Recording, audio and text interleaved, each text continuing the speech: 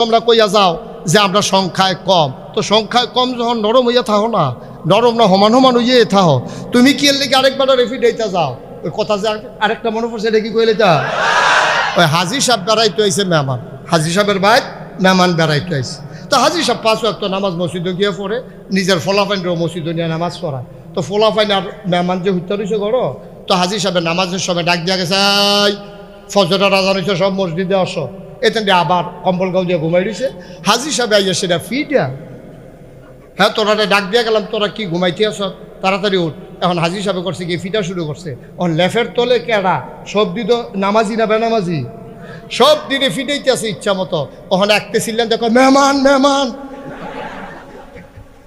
তা হাজি সাহেব কি মেহমান ফিডায় না বেনামাজি ফিডায়? বাংলাদেশের মুসলমান কোন সংখ্যালঘুর গায়ে হাত উঠায় না। সংখ্যালঘু যখন সন্ত্রাসী হয়ে যায় তখন তাকে ছেড়ে দেওয়া যাবে না, ঠিক কিনা বলো? তোমরা সংখ্যালঘু থাকো, আমরা তো সংখ্যালঘুর উপরে আঘাত করি না। তোমরা হিন্দু, এই জন্য কি তোমার মন যা চায় তা করবা? তুমি হ্যাঁ নাকি আগুন ধরাই দিবা, হ্যাঁ নাকি এই কারবার করবা, এই কারবার করবা, আর আমরা বলবো যে থাক তারা হিন্দু, তারা সাইডা দাও। হাজি শব্দ